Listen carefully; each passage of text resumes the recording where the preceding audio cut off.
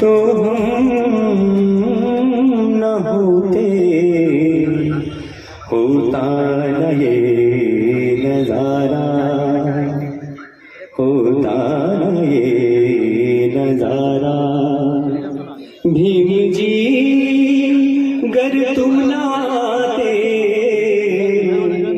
भीम जी गर तुम ना आते, होता कैसे गुजारा। तुम न होते तो हम न होते, तुम न होते तो हम न होते, होता न ये नजारा, होता न ये नजारा।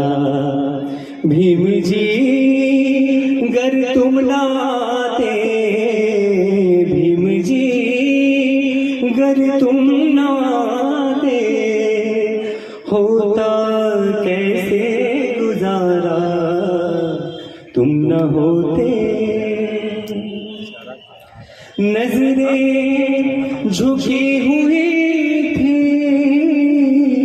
पलकें भीगी हुई थी, नजरें झुकी हुई थी, पलकें भीगी हुई थी।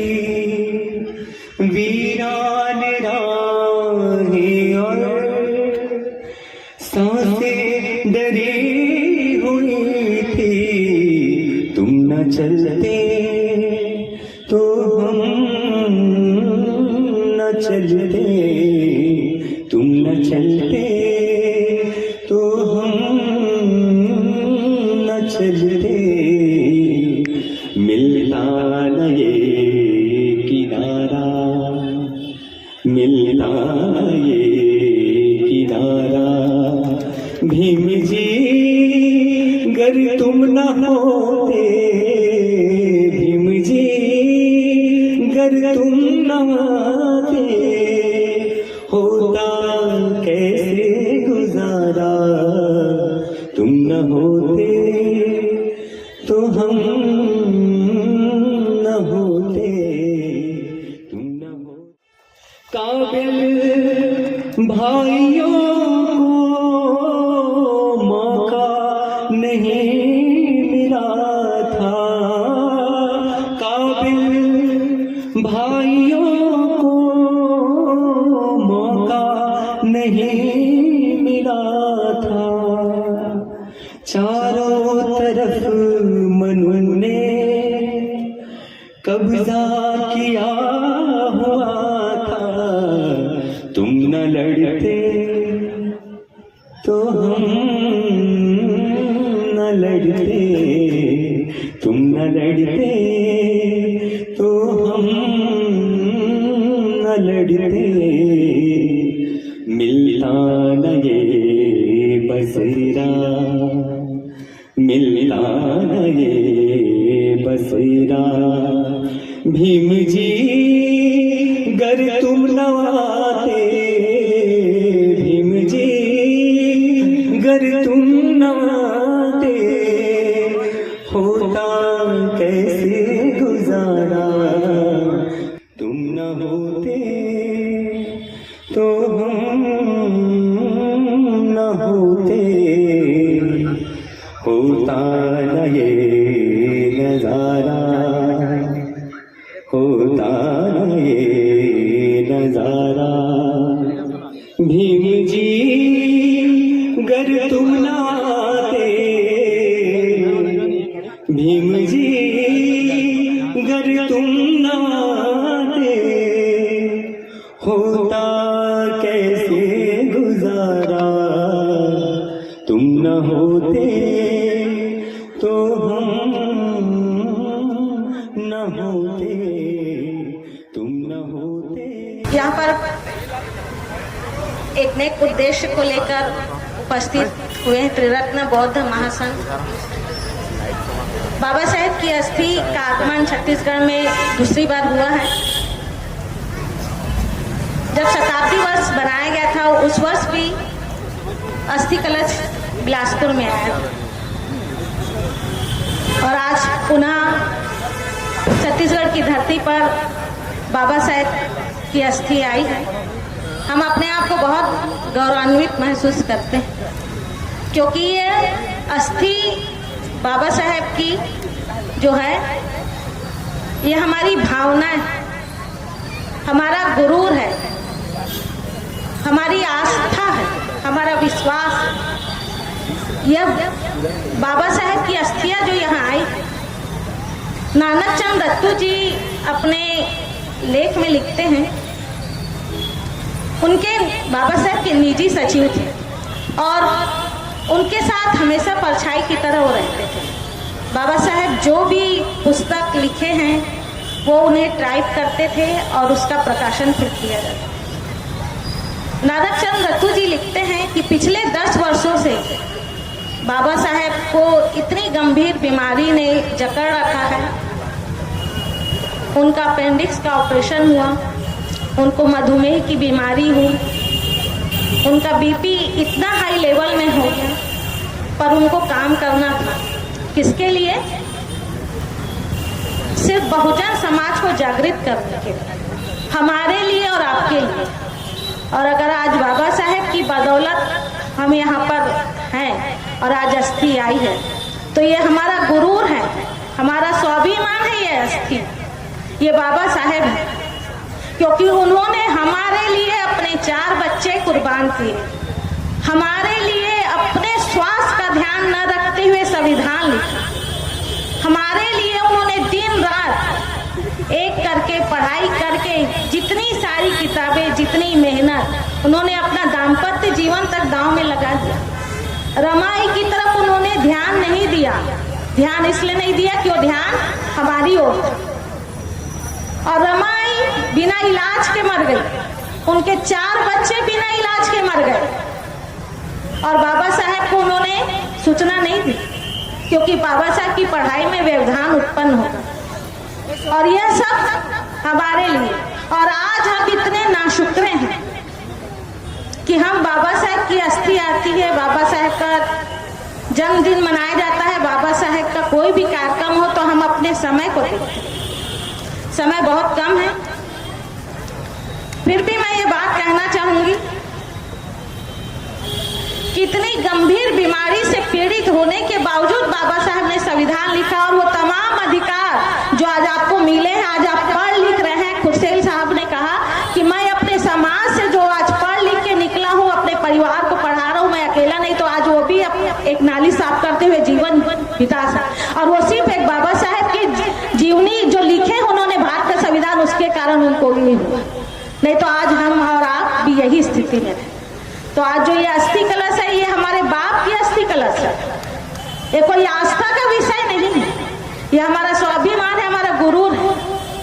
जब बाबा साहब को आप जाएंगे, अपनी भावनाएं से महसूस करेंगे, तब आपको लगेगा कि इस व्यक्ति ने हमारे लिए कितना बलिदान दिया। अपने एक बच्चे को दम तोड़ते देखिए रमाई अपनी गोद में। आज उस महान व्यक्ति की अस्थियां बिलासपुर में, आपने कहा कि बहुत अच्छा कार्यक्रम हुआ, यहाँ के लोग भी बहुत अच्छे हैं। अब आगे ज़्यादा समय नहीं लेते हुए मैं आयुष्मान ब्रह्मचारी सिद्धि साहब से आग्रह करूंगी कि वो अपने उद्बोधन को यहाँ रखें। अम्बेडकर चौक में यहाँ उपस्थित मंच पर सभी ब्रह्मचारी, यहाँ के बौद्ध समाज अध्यक्ष सारंग जी हमने और साथ में उपस्थित सभी भाइयों तथा बहनों, काफ़ी आनंद की बात है, खुशी की बात है हमारे बीच में हमारी इतनी ज़बरदस्त भावनाएं बाबा साहब से जुड़ी है। बाबा साहब की अस्थियां देखकर मैं अनुभव करते आया, छत्तीसगढ़ में जहाँ जहाँ भी हम लोग अस्थि लेकर घूम रहे थे, बहुत ही भावनिक लोग हो जाते हैं, आंसू निकल आते हैं, बाबा साहब का स्मरण करते हैं। अभी अभी हमारी बहन जी बता रही थी कि बाबा साहब ने उनके 4 बच्चे किस तरह से कुर्बान कर दिए। ये सारी बातें अलग अलग जगह मैं अनुभव करते आया हूं। बाबा साहब की अस्थियां, बाबा साहब का व्यक्तिमत्व ये बहुत ही प्रभावशाली है। आज के इस अवसर पर कुछ बाबा साहब के खास विचार आपके सामने रखना चाहूंगा। 1936 का भाषण बहुत सारे लोगों ने पढ़ा है। मुक्ति कोण पथे ओरिजिनल मराठी में भाषण है। 30 मई, 31 मई और 1 जून 3 दिन की परिषद बुलाई थी बाबा साहब ने मुंबई में, और उस परिषद में जो भाषण किया मराठी में, आज अंग्रेजी में ट्रांसलेशन हुआ और गूगल पे भी वहां उपलब्ध है, लेकिन उसमें जो बातें बाबा साहब रखते हैं बहुत ही महत्वपूर्ण। पहली बात बाबा साहब बताते हैं, बाबा साहब की एक बहुत ही अच्छी खूबी यह है, भारत में जितने भी संत परंपरा हुए सभी संतों के जो अच्छी बातें हैं बाबा साहब वो अच्छी बातें भी बताते हैं, और जो ठीक नहीं है वो भी बाबा साहब बताते हैं। बाबा साहब कभी टिप्पणी करने में, क्रिटिसिज्म करने में पीछे नहीं रहे हैं। बहुत ही निडरता के साथ, निर्भीड़ता के साथ में बाबा साहब ने अपने विचारों को, चाहे संसद हो, चाहे पब्लिक टॉक हो, हर जगह उन्होंने काफी निडरता के साथ में अपने विचारों को प्रस्तुत करने का प्रयास किया है। 1936 के भाषण में वो बताते हैं, संत रामदास का उदाहरण देते हैं। संत रामदास का उदाहरण देते हैं और कहते हैं कि अगर आदमी के मन में, मनुष्य के मन में अगर उत्साह नहीं है तो वह उसकी जिंदगी, यह खेत में जो बैल हल लेके हम लोग लगाते हैं, चलाते हैं, तो बैल के जैसी उसकी जिंदगी बन जाती है। 365 दिन में से 364 दिन उससे काम करवा लेना और 1 दिन मात्र ये भारत की परंपरा के अनुसार उसे सजाना, घुमाना। इस प्रकार से संत रामदास जी का उदाहरण देते हैं, आप जरूर पढ़िए। और बाबा साहब बताते हैं कि हमारे मन में उत्साह होना जरूरी है, हम लोग प्रेरित होना जरूरी है। अगर इंस्पिरेशन नहीं है, अगर आपका मन उत्साहित नहीं है, तो बाबा साहब उस बात को बता रहे कि हमारी मनुष्य करके जिंदगी मात्र खेत में चलने वाले बैलों के जैसी है। इतना कुछ बाबा साहब के स्टेटमेंट्स काफी दिल को छेद करने वाले हैं। बहुत ही स्ट्रॉन्ग, मतलब बाबा साहब के स्टेटमेंट्स आपको नजर आएंगे। तो यहां बाबा साहब बता रहे हैं, आगे बताते हैं बाबा साहब, फिर ये उत्साह, ये इंस्पिरेशन, ये कहां से पैदा होता है? मनुष्य को उसकी जरूरत है। अभी हमने देखा अस्थियां हमारे बीच में आई तो हम कितनी एनर्जी के साथ में, कितनी शक्ति के साथ में, कितने उत्साह के साथ में हमने स्वागत किया।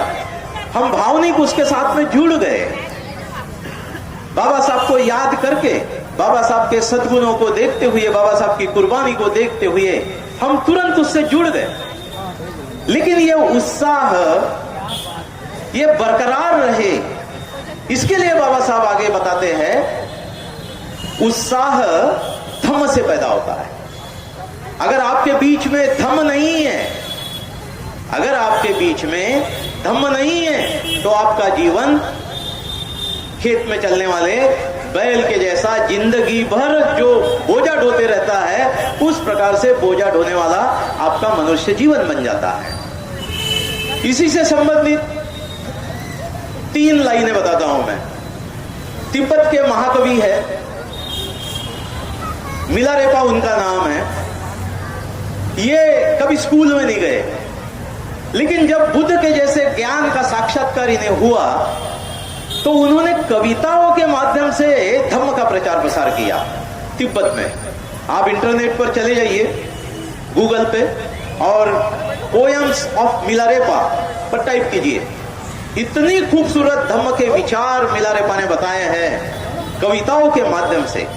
उसी प्रकार से तथागत ने जो हम लोग धम्म पद में गाथाएं आती है, अभी अभी हमने त्रिशरण पंचशील गाया, तो काव्यात्मक रूप से धम्म बताना ये एक कला है।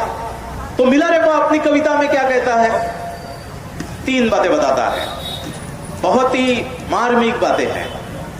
पहली बात बताता है, जिस युवा के जीवन में धम्म नहीं है, जिस युवा के जीवन में धम्म नहीं है, वो हमारे शहरों में देखिए यानी खड़े रहते हैं कुछ जगह, हिलते नहीं डुलते नहीं, और कुछ बार यानी भागने लगते हैं, दौड़ने लगते हैं, तो सामने जो भी आता है उसको उठाकर फेंक देते हैं, जिसे हम लोग सांड कहते हैं।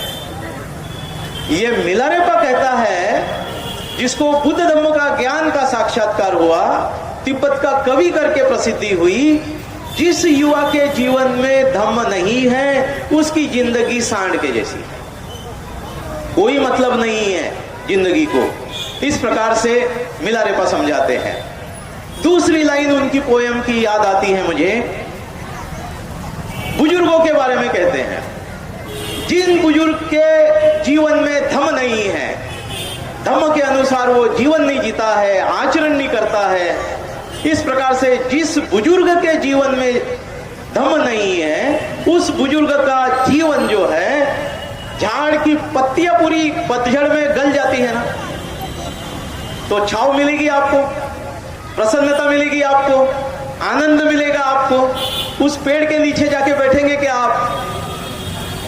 देखो क्या जबरदस्त मिलारेपा बता रहे हैं, जिस बुजुर्ग के जीवन में धम्म नहीं है उसकी जिंदगी सारी पत्तियां गले हुए पेड़ के जैसी है। सोचिए, चिंतन कीजिए मिलारेपा को क्या कहना है। और तीसरी लाइन उनके यानी काव्य की, पोएम की मैं बताना चाहता हूं, महिलाओं के बारे में कहते हैं।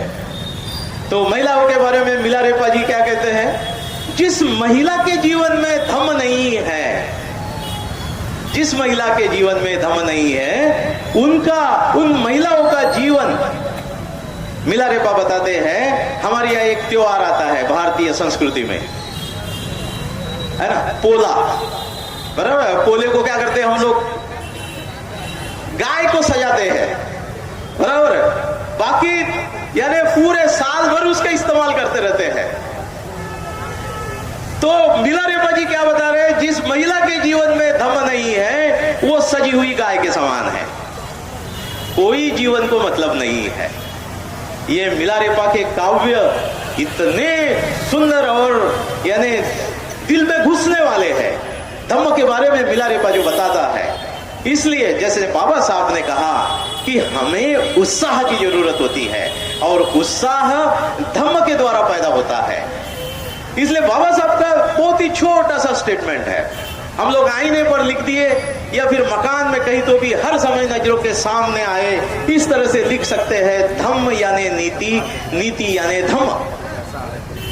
बहुत आसान, बहुत सरल बाबा साहब ने बताया।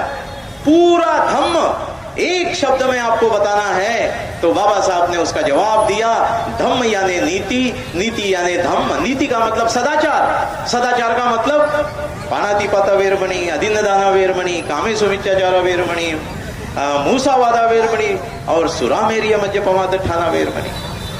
तो उत्साह कब पैदा होता है? बाबा साहब लिखते हैं, बुद्ध और उनका धम्म, इस ग्रंथ में बाबा साहब लिखते हैं, 2 पहलू है धम्म के। उत्साह कैसे निर्माण होता है? आम आदमी की जिंदगी सुंदर प्रसन्नता से, आनंद से कैसे भर जाती है? तो एक बाजू है नकारात्मक पंचशील, पानातिपाता वेरमणि, मैं हिंसा नहीं करूंगा। तो फिर सवाल तो खड़ा होता है ना, आप क्या करोगे? कि नहीं होता है सवाल का। बुद्ध की शिक्षा है। महामंगल सूत्र का उदाहरण ले लीजिए। महामंगल सूत्र की शुरुआत कहां से होती है? असेवना च बालानन पंडितानन च सेवना। असेवना, बाल, पाली में बाल शब्द का मतलब होता है मूर्ख। असेवना, मूर्खों के साथ में नहीं रहूंगा। फिर सवाल तो खड़ा होता है, मूर्ख पहचानना कैसा, ये भी सवाल खड़ा होता है। और आगे की लाइन कहती है पंडितानंच सेवना, मैं पंडित लोगों के साथ में रहूंगा। तो पंडित भी समझ में आना चाहिए, है ना। इस तरह से तथागत की शिक्षा को अगर आप देखते हैं तो तथागत पहले ये समझाते हैं क्या नहीं करना चाहिए और फिर समझाते हैं कि क्या करना चाहिए।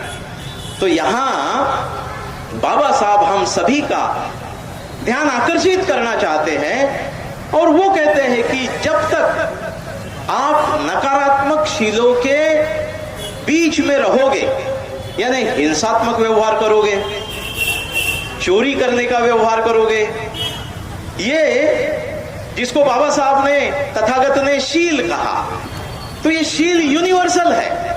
ये 5 शीलों से दुनिया में किसी का भी नुकसान नहीं हो सकता है, गारंटेड है।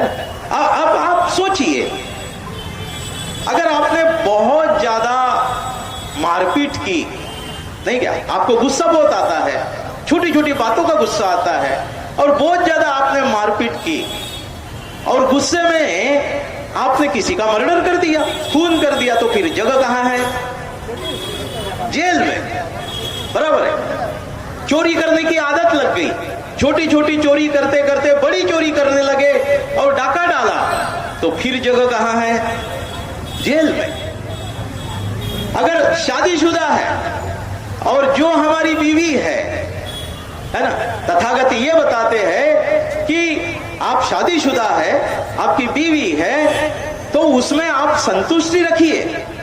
अगर आप व्यभिचार की तरफ जाते हैं तो समाज में आपकी इज्जत रहती है?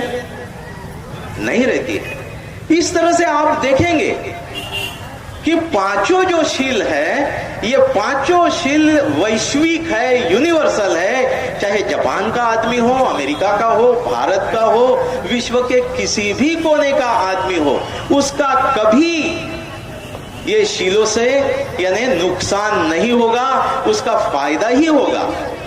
इसलिए बाबा साहब बताते हैं शील के आचरण से उत्साह पैदा होता है, एनर्जी निर्माण होती है। शील ये ताकत है। बाबा साहब को बेंगलोर में बाबा साहब की सभा थी और बेंगलोर में बाबा साहब की सभा होने के समय बाबा साहब को पत्रकार पूछता है कि बाबा साहब, आप भारत के कोने कोने में भाषण देते हो, तो आपके भाषण से संसद कांपती है। कैसे कहता है वो पत्रकार? आपके भाषण से संसद कांपती है। तो बोले आपके भाषण में, आपके जुबान में, आपके शब्दों में क्या रहस्य है? ये वो पत्रकार पूछता है, सवाल करता है बाबा साहब। और फिर बाबा साहब का जवाब क्या है? बाबा साहब का जवाब ये है, मैं प्रचंड शीलवान हूं, मैं चरित्रवान हूं, इसलिए इस भारत देश का कोई भी नेता बाबा साहब को कहने की ताकत नहीं रखता कि बाबा साहब आपके गिरबान में दाग है। ये ताकत कहां से आती है? तो चरित्र, शील, जो पंचशील है, वर्षावास में अष्टशील है। हम लोग ये गले में आप देखते हैं, हम समर्पित होते हैं 10 शील को, काया के 3, वाणी के 4 और मन के 3। हम लोग दीक्षा ग्रहण करते हैं, अभिषेक जिसे कहा जाता है।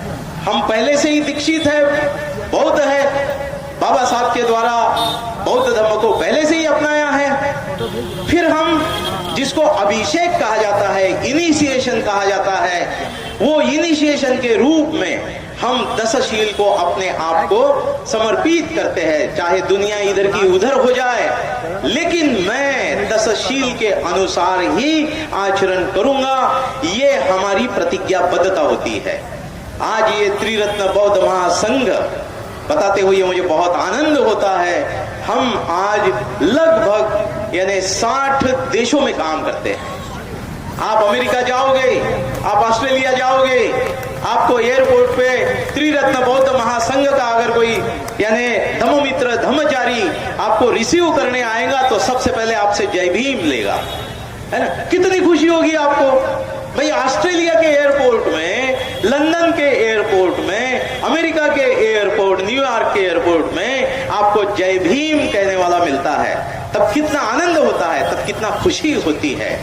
आप अफ्रीकन कंट्रीज में चले जाओ, हमारी शाखाएं हैं। पूरे यूरोप में लंदन, जर्मनी, फ्रांस, इटाली, ऐसे कई देशों में हमारी शाखाएं हैं। इसका रहस्य एकमात्र है, हमने बाबा साहब ने जो विजन दिया, बाबा साहब ने जो दिशा दी, उसके अनुसार समर्पित हमने धम्म प्रचारक निर्माण करने का काम हाथ में लिया है और उस दिशा में हम धीरे धीरे कार्य कर रहे हैं।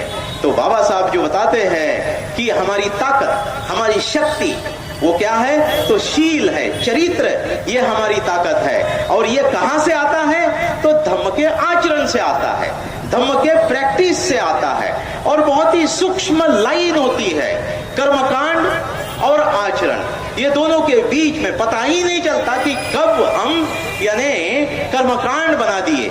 अभी जैसे छोटा सा उदाहरण मैं आपको मतलब देना चाहूंगा। अब जैसे कि तथागत के पास चले गए या बाबा साहब के पास चले गए, अस्थियां रखी हुई है, अब विद्यार्थी है, तो विद्यार्थी आ गया और उसने कहा कि हे बाबा साहब, अभी तो मैं फिलहाल 10वीं कक्षा में पढ़ रहा हूं, तो 10वीं कक्षा में कम से कम 95 प्लस तो भी मुझे मार्क्स मिल जाना चाहिए। अगर मिल जाते हैं 95 प्लस तो मैं आपके नाम से 5 किलो पेड़े समाज में बांट दूंगा। ये कर्मकांड हो गया। सोचिए, ये बाबा साहब की पूजा हो सकती है, ये बाबा साहब का सम्मान हो सकता है ना। ये सूक्ष्मता है, इतना सूक्ष्मता से सोचने की आवश्यकता है। और तथागत क्या कहते हैं, तथागत ने जब पहला प्रवचन दिया, बोध गया छोड़ी और सारनाथ गए और पुराने 5 मित्रों से मिले, उनको सबसे पहले एक शब्द प्रयोग आता है अंग्रेजी में, ब्रेन वॉशिंग, है ना। अब ऐसा तो कोई हमारे पास में तरीका नहीं है कि भाई कहीं इधर छेद है, हाथ डाल के यानी ब्रेन जो है, मेंदू जो है, हमारा दिमाग जो है वो निकाल लो और एरियल के पाउडर में साफ कर लो और फिर से फिट कर दो, है। अभी तक के कोई वैज्ञानिक को ऐसी सफलता मिली नहीं है, बराबर है। तो तथागत ने, देखिए, पढ़िए आप, बाबा साहब ने इतनी खूबसूरती से निचोड़ संपूर्ण त्रिपिटक पढ़कर बुद्ध और उनका धम्म ये लिखा। तो वहां क्या कहते हैं बाबा साहब, बाबा साहब कहते हैं तथागत ने पहला काम किया, 5 पुराने मित्रों का दिमाग ठिकाने लगाया, है। उसमें उन्होंने वो बात बताई, मेरे धम्म में कर्मकांड को कोई स्थान नहीं है। मेरे धम्म में जो प्रतिज्ञा में 1 नंबर से लेके तो 8 नंबर तक जो विषय आते हैं, वो विषय का मेरे धम्म में कोई स्थान। आम आदमी को पूजा प्रार्थना सिखाने के बजाय उसका मन, ये जो शरीर के भीतर में जो है, जिसका उपयोग हम करते हैं, आंख, कान, नाक, जीवा और त्वचा, ये जो 5 इंद्रिय जो है, ये 5 इंद्रियों के माध्यम से जो दिखता नहीं है, जो भीतर में है, जिस जाए प्रशिक्षण दिया जाए, यही धम्म का प्रथम और अंतिम मकसद है। सोचिए, चिंतन कीजिए, धम्म का प्रथम और अंतिम मकसद क्या है? मन, transformation your mind, transformation of your चित्त, है ना। मन को बदलना, मन को परिवर्तन करना, ये धम्म का प्रथम और अंतिम मकसद है। इसलिए बहुत आसानी से भाइयों तथा बहनों, हम पूजा में, कर्मकांड में चले जा सकते हैं। इसलिए जागृति रखने की बात बाबा साहब कह रहे हैं। बाबा साहब पूजा करने के लिए, परित्राण करने के लिए मना नहीं कर रहे हैं। ये वही बाबा साहब है जिन्होंने पूजा की किताब लिखी, इन्होंने ही पूजा की किताब लिखी। बौद्ध साहित्य में बौद्ध ग्रंथ पढ़ेंगे तो आज की पूजा की किताब है ऐसा भाई, पहले त्रिशरण पंचशील बोलना चाहिए, फिर बुद्ध पूजा बोलना चाहिए, फिर त्रिरत्न वंदना बोलना चाहिए, फिर महामंगल सूत्र बोलना चाहिए, फिर जय मंगल अट्ठगाथा बोलना चाहिए। ऐसा किसी भी बौद्ध ग्रंथ में ढूंढोगे नहीं मिलता है। ये बाबा साहब की देन है, ये बाबा साहब की देन है। बाबा साहब को ये लगा कि जैसे ईसाई लोग हर रविवार को बुद्ध विहार में, ये चर्च में जाते हैं, हमारे मुस्लिम भाई लोग बराबर हर शुक्रवार को नमाज पढ़ने जाते हैं, वैसे ही बहुत सारे जो बिहार में एक दिन सप्ताह में इकट्ठा आए, जिससे भाईचारा बढ़े, जिससे विचारों का आदान प्रदान हो, जिससे एक दूसरे के प्रति प्रेम बढ़े, मोहब्बत बढ़े, प्यार बढ़े। इसलिए मैं, बाबा साहब ने सपना कैसा देखा था, मैं 10,000 लोग बैठेंगे ऐसे बुद्ध विहार बनाऊंगा, दिल्ली में, चेन्नई में, बेंगलोर में, नागपुर में। इस प्रकार से बाबा साहब ने सपना देखा। उसका मकसद क्या है, तो लोगों के यानी इकट्ठा आने के लिए इस प्रकार से संसाधन हो, ये बाबा साहब ने सोचा। इसलिए बहुत ही यानी आसानी से हम कर्मकांड की तरफ जा सकते हैं। इसलिए बाबा साहब ने एक प्रकार से क्या किया, चेतावनी दी, वार्निंग दी। वो धम्म का मकसद नहीं है। धम्म का मकसद क्या है, ट्रांसफॉर्मेशन ऑफ चित्त, ट्रांसफॉर्मेशन ऑफ योर माइंड। इसलिए 1936 के टॉक की तरफ आपको फिर से आकर्षित करना चाहूंगा। 1936 के भाषण को 2 भागों में बाबा साहब ने समझाने का प्रयास किया है। बौद्ध धम्म अपनाने से होने वाले सामाजिक फायदे और बौद्ध धम्म अपनाने से होने वाले आध्यात्मिक फायदे, इस प्रकार से बाबा साहब ने उसका मुझे नियोजन किया है उस भाषण का। तो सामाजिक फायदे में बाबा साहब क्या कहते हैं, सामाजिक फायदे में बाबा साहब कहते हैं, हमारी लड़ाई ये स्वाभिमान की लड़ाई है, हमारी लड़ाई ये समता की लड़ाई है। जिस इंसान को स्वाभिमान की जरूरत नहीं है, उसको इस लड़ाई से कोई लेना देना नहीं है। जिस इंसान को समता से अपना जीवन जीना नहीं है, उसको इस लड़ाई से कोई लेना देना नहीं है।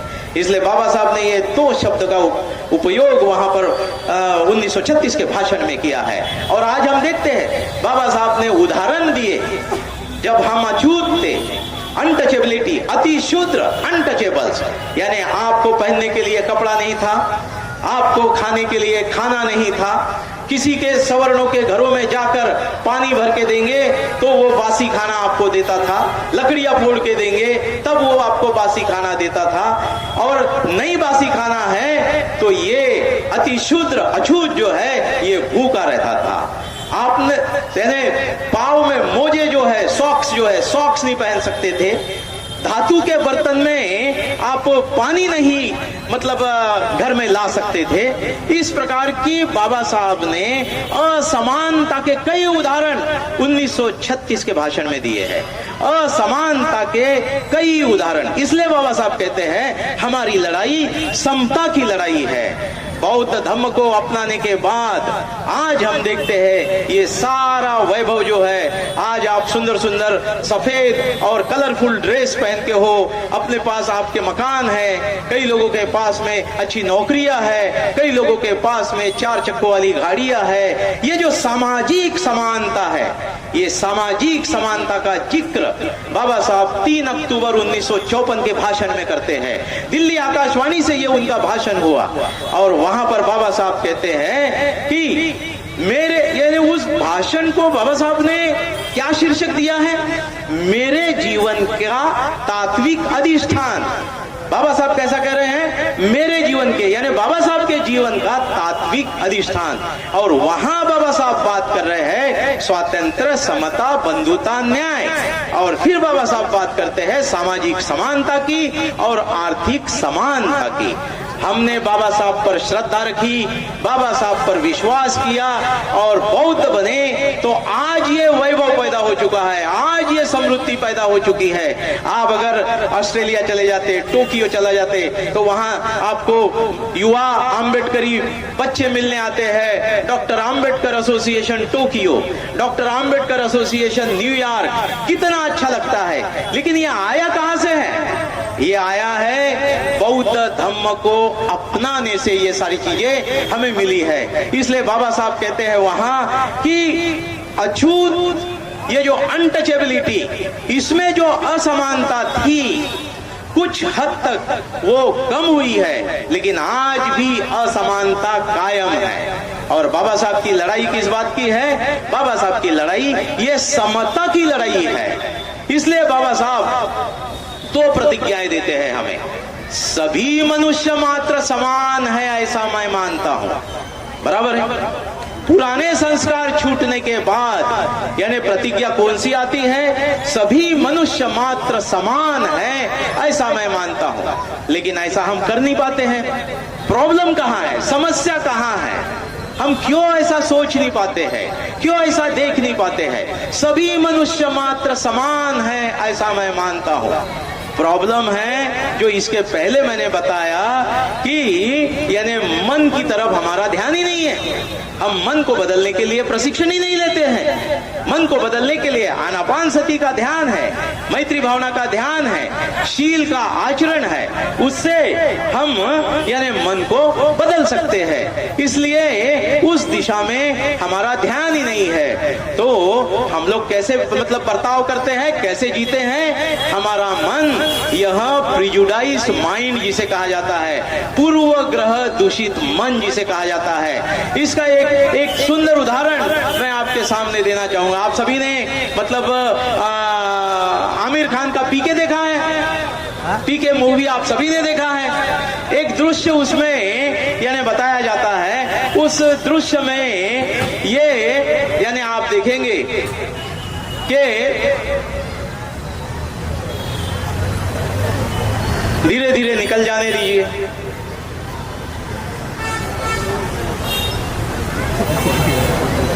उस मूवी के माध्यम से इतने सुंदर सुंदर मैसेजेस हम यानी रिसीव करते हैं, देखते हैं। तो एक दृश्य उसमें कैसा बताया?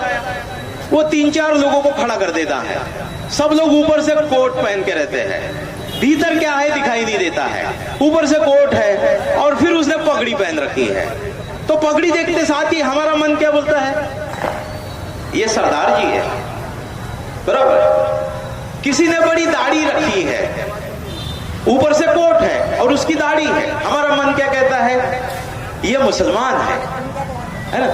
किसी ने गले में क्रॉस पहन के रखा है, तो हमारा मन क्या कहता है? ये ईसाई है। ये सारे इसको बुद्ध कहते हैं कंडीशन माइंड, पूर्व संस्कारित प्रिजुडाइज माइंड, पूर्व संस्कारित मन। हम ये पूर्व संस्कारित मन के कारण सभी मनुष्य मात्र समान है ऐसा मानता हूं, ये देख नहीं पाते। इतना जबरदस्त, इतना भारी यानी अज्ञान हमारे यानी मन के ऊपर राज्य करता है। इसलिए मन को बदलने के लिए, मन को ट्रांसफॉर्म करने के लिए बुद्ध का धम्म आपको प्रशिक्षण देता है। वो प्रशिक्षण जब आप लोगे तो सभी इंसानों को आप इंसान करके देख पाओगे, बराबर है। दूसरा एक बहुत ही सुंदर उदाहरण है उसी पिक्चर का, पीके में, है ना। वो आमिर खान क्या करता है? एक अस्पताल में चला जाता है, छोटे बच्चों का अस्पताल होता है, छोटे छोटे यानी 1 वीक बेबी, 2 वीक बेबी, ऐसे वो अस्पताल होता है। वहां जाता है, अस्पताल बंद करके चले जाते हैं, अंधेरा होता है। तो ये जाकर एक जो झूला रहता है, एक झूले में से छोटा 1 वीक बेबी उसके दोनों पांव पकड़ के उठाता है और टार्च रहता है आमिर खान के पास में। वो टार्च दिखाकर वो पूछता है, अरे भाई लेबल किधर है? क्या बोलता है? लेबल किधर है ना। क्या मैसेज दे रहे? हम लोग कैसा देखते हैं? दाढ़ी देखा तो हमारे मन में लेबल लग चुका है ना कि ये दाढ़ी वाला इंसान ये मुसलमान है। पगड़ी देखा तो हमारे मन में लेबल लग चुका है कि ये सरदार जी है, बराबर। इस तरह से इतना खूबसूरती से उन्होंने हमारे मन के बारे में बताने का प्रयास किया है। जो 2500 साल पहले तथागत ने बताया है कि सब कुछ जो है वो आपके मन से पैदा होता है। इसलिए मन को बदलने के लिए आपने ट्रेनिंग लेने की आवश्यकता है। इसलिए 1936 के भाषण में जब बाबा साहब यानी बौद्ध बनने के आध्यात्मिक फायदे क्या है इसकी बात करते हैं, तब वह बात करते हैं स्वतंत्रता की, समता की और बंधुता की बात करते हैं। और स्वतंत्रता की जब बात करते हैं तब बाबा साहब के यानी जो वाक्य है वो निश्चित ही आप थोड़ा सोच कर देखिए, आपको बहुत ही वो चुभने वाले वाक्य है, बहुत ही चुभने वाले हैं। कैसा कहते हैं बाबा साहब? बाबा साहब समझा रहे जानवरों का काम आसान है। किस तरह से बाबा साहब बता रहे? जानवरों का काम आसान है। जैसा कि मान लो हमें मिलावट का दूध पीना नहीं है, बाजार में बहुत सारा मिलावट का दूध आता है, तो हमने गाय पाल ली, तो गाय का नाम रखा सुभद्रा। तो फिर घास लाने के बाद वो गाय के सामने डालने के बाद उसके गर्दन पे प्यार से हाथ घुमाते हुए, देख सुभद्रा, ये बड़ी दूर से घास लाया हूं, इसको फेंकना मत, इसको शांति के साथ में खाना। ऐसी वो सुभद्रा गाय से बात करते क्या हम? है ना? नहीं करते। बाबा साहब समझा रहे जानवरों का काम इतना आसान है, खाना डाल दो वो खाना शुरू कर देता है। लेकिन इंसानों का काम जानवरों जैसा आसान नहीं है, उसको शरीर के साथ में मन मिला हुआ है। कैसा बता रहे बाबा साहब? शरीर के साथ में उसको मन मिला हुआ है, उसको वाणी मिली है, वाणी के द्वारा, मन के द्वारा वो अपने विचार, अपनी भावनाएं व्यक्त कर सकता है। इसलिए फिर बाबा साहब आगे उसी भाषण में सवाल पूछते हैं, मनुष्य का जन्म किस लिए होता है? क्या आप सभी ने कभी तो भी स्वयं को सवाल पूछा, why I born as a human being? मैं इंसान करके क्यों पैदा हुआ हूं? पूछा कभी किसी के? सोचिए, क्यों नहीं पूछते आप? भाई, इंसान करके पैदा होने के बाद में what is the aim and objective of the human life, ये क्यों नहीं पूछते हैं आप? ये भौतिक दुनिया का, ये मटेरियल वर्ल्ड का और अज्ञान का इतना भारी प्रभाव है, हम मशीन के जैसा जीते रहते हैं। बटन दबाओ, सुबह 7 बजे का बेड से बाहर निकलते हैं, डिब्बा उठाएंगे, खेत में चले जाएंगे टॉयलेट के लिए, घर में टॉयलेट है तो टॉयलेट को चले जाएंगे। 9 बजे का बटन दब गया तो नाश्ता करेंगे, फिर उसके पश्चात 10 बजे टिफिन बॉक्स लेके कार्यालय चले जाएंगे, 8 घंटे की ड्यूटी करके कार्यालय से वापस आएंगे और फिर शाम को घर में एक कलरफुल यानी बॉक्स होता है जिसको मैं हरदम बताते रहता हूं, इडियट बॉक्स।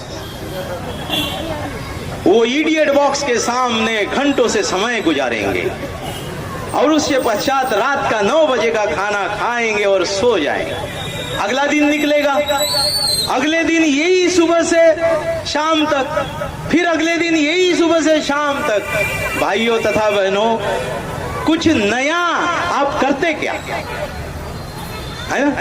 किस प्रकार से मतलब जीवन हमने बना लिया है, ये मशीन के जैसा हम लोग जीते हैं, यांत्रिक बन चुके हैं, रोबोट के जैसे बन चुके हैं हम लोग, है ना? इस तरह से रोबोट के जैसे, मशीन के जैसे जीने के लिए मनुष्य का जन्म नहीं होता है। बाबा साहब वो टॉक में यानी बात करते हैं, मनुष्य का जन्म उसके मन को बदलने के लिए होता है। और इसलिए आगे की लाइन इतनी स्ट्रांग बाबा साहब ने लिखी है, जो मनुष्य मन से स्वतंत्र नहीं है वो जीवित होते हुए मुर्दा है, मरा हुआ है।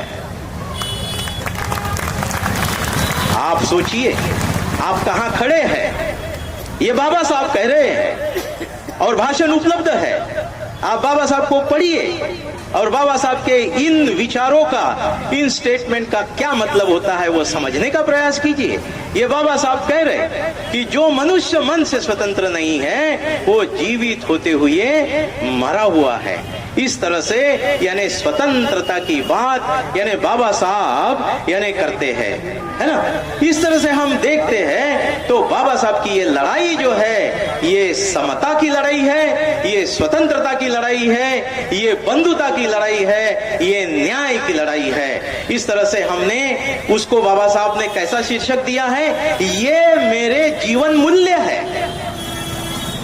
मनुष्य करके जीवन का कुछ मकसद जो होता है उसके ये मूल्य है। अगर आपके जीवन में मूल्य नहीं है तो आपका जीवन बेकार है।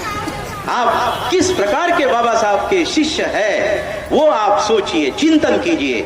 इसलिए अपने जीवन को सार्थक बनाने के लिए, अपने जीवन को अच्छा बनाने के लिए बाबा साहब ने ये जो जीवन मूल्य बताया है, इन जीवन मूल्यों का प्रशिक्षण लेना, उसका ट्रेनिंग लेना और अपने आप को बाबा साहब का एक अच्छा अनुयायी बनाकर बाबा साहब के धम्मरथ में योगदान देना।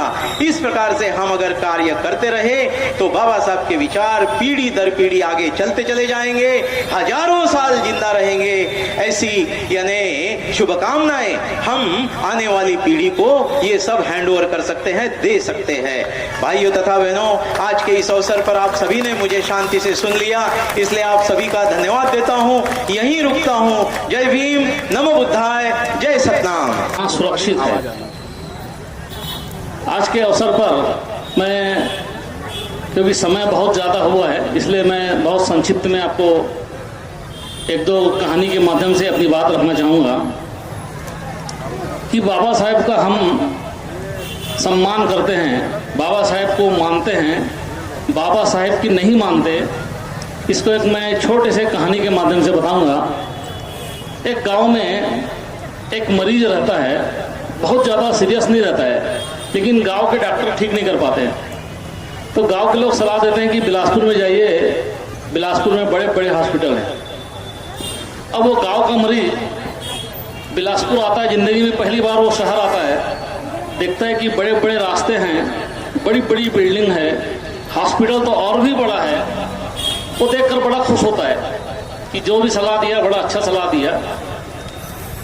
जब वो अंदर जाता है तो देखता है कार का बहुत बड़ा काफिला रहता है, वो देखकर खुश हो जाता है। जैसे ही हॉस्पिटल में घुसता है पूरा एसी रहता है, वो तो और भी खुश हो जाता है। जब डॉक्टर के पास जाता है तो डॉक्टर को देखता है सूट बूट में है, टाई में है, वो देखकर इतना प्रभावित होता है, इतना प्रभावित होता है। और डॉक्टर उसको कुछ परहेज करने के लिए सलाह देते हैं कि भाई आपको ठीक होना है तो कुछ बातों का परहेज करना है और कुछ बातों का सेवन करना है, और दवाई देते हैं। अब ये मरीज जो है बड़ा खुश होता है। जैसे ही दवाखाना से वापस निकलता है घर में जाने के लिए, रास्ते भर वो डॉक्टर की इतनी तारीफ करता है, क्या डॉक्टर का कोट है, क्या डॉक्टर का पैंट है, क्या कार है, क्या स्मार्ट हमारा डॉक्टर है। रास्ते भर 3 दिन तक वो पूरे गांव में घूम घूम के डॉक्टर की तारीफ ही तारीफ कर रहा है। और चौथे दिन वो मरीज मर जाता है। अब आप सोच लीजिए कि वो डॉक्टर बाबा साहेब, मैंने डॉक्टर की इतनी तारीफ कर रहा था, लेकिन चौथे दिन जब मर जाता है, गांव वाले बोलते हैं कि यार इतनी तारीफ डॉक्टर की किया कि मर कैसे गया। तो जब घर जाके देखते हैं वो मरीज जो है दवाई की पुड़िया तकिए के नीचे रखा रहता है, दवाई का उपयोग नहीं करता, जो परहेज बताया वो भी नहीं करता, मात्र क्या करता है, सिर्फ गुणगान करता है। और यही हाल हमारे समाज का है। 67 साल बीत गए। इन 67 सालों में हम लोग अंबेडकर जयंती के दिन, धम्मचक्र प्रवर्तन दिन के दिन, 6 दिसंबर के दिन सिर्फ गुणगान करते हैं, बाबा साहेब अमर रहे, अमर रहे, अमर रहे। कैसे अमर रहेंगे मालूम नहीं, बस चिल्लाते हैं बाबा तेरा मिशन अधूरा, मेरे को छोड़ के सब करेंगे पूरा, मैं नहीं करूंगा। तो बाबा साहेब का मिशन मैं नहीं करूंगा तो कौन करेगा, कौन पूरा करेगा, किसकी जिम्मेदारी है?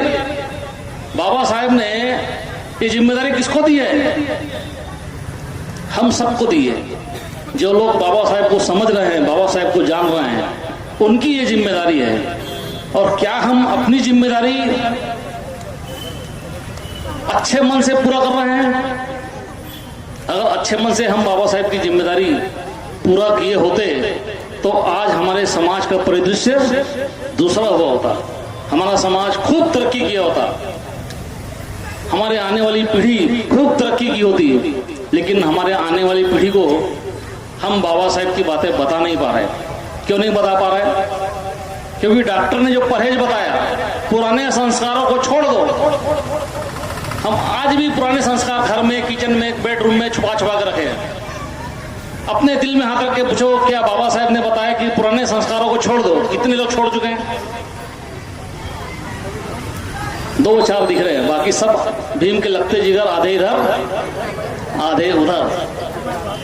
हम जब तक आधे इधर आधे उधर रहेंगे तब तक के बाबा साहेब के कारवा को हम आगे नहीं बढ़ा सकते। अपने आने वाली पीढ़ी को हम बाबा साहेब की सच्चाई बता नहीं सकते। तो हमारा समाज एक तो पुराने संस्कारों में जकड़ा हुआ है, अभी भी डर रहा है छोड़ने में। दूसरा, हमारी जो दिनचर्या है, रविवार को यदि पूर्णिमा आ जाए,